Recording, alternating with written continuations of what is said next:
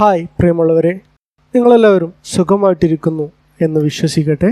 അപ്പോൾ നമ്മുടെ category number 377/2024 Kerala tourism development corporation ലിമിറ്റഡിൽ സ്റ്റോർ കീപ്പർ എക്സാമിൻ്റെ എലിജിബിലിറ്റി ലിസ്റ്റ് വന്നിട്ടുണ്ട്.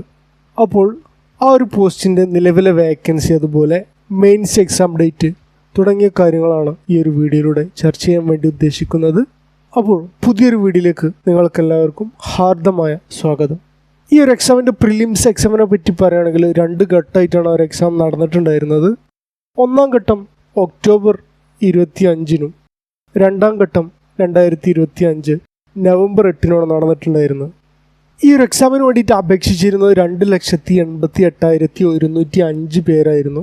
ഇതിലിപ്പോൾ പ്രിലിംസ് പാസ്സായി എലിജിബിലിറ്റി ലിസ്റ്റിൽ ഉൾപ്പെട്ടവരുടെ എണ്ണം എന്ന് പറയുന്നത് 29,142 പേര്.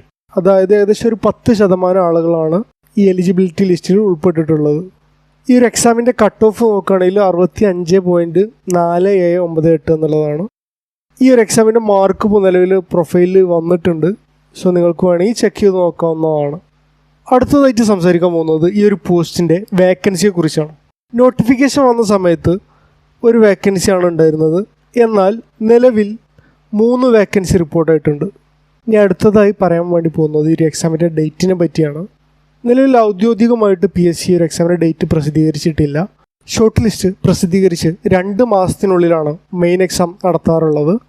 അപ്പോൾ മെയ്, ജൂൺ, ജൂലൈ ഏതെങ്കിലും ഒരു മാസമായിട്ട് നമുക്ക് ഈ ഒരു പോസ്റ്റിൻ്റെ മെയിൻ എക്സാം പ്രതീക്ഷിക്കാവുന്നതാണ്.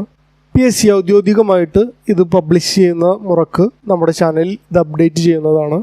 ഇനി അതുപോലെ തന്നെ ഈ ഒരു പോസ്റ്റിൻ്റെ സ്പെസിഫിക് ആയിട്ട് എക്സാം സിലബസ് PSC പ്രസിദ്ധീകരിച്ചിട്ടില്ല. എങ്കിലും 2025 ഒക്ടോബർ മാസത്തിൽ നടന്ന 2 സ്റ്റോർ കീപ്പർ എക്സാം ഉണ്ട്.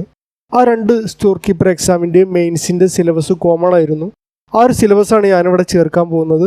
99% ആ ഒരു സിലബസ് തന്നെ ആവാനാണ് സാധ്യത.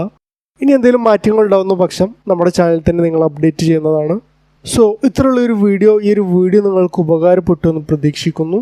സോ ഇതുപോലെ PSCയുമായി ബന്ധപ്പെട്ട ഒരു അപ്ഡേറ്റ് മിസ്സാവാതിരിക്കാൻ നമ്മുടെ ചാനൽ കൂടെ കൂട്ടിക്കോ. Thank you.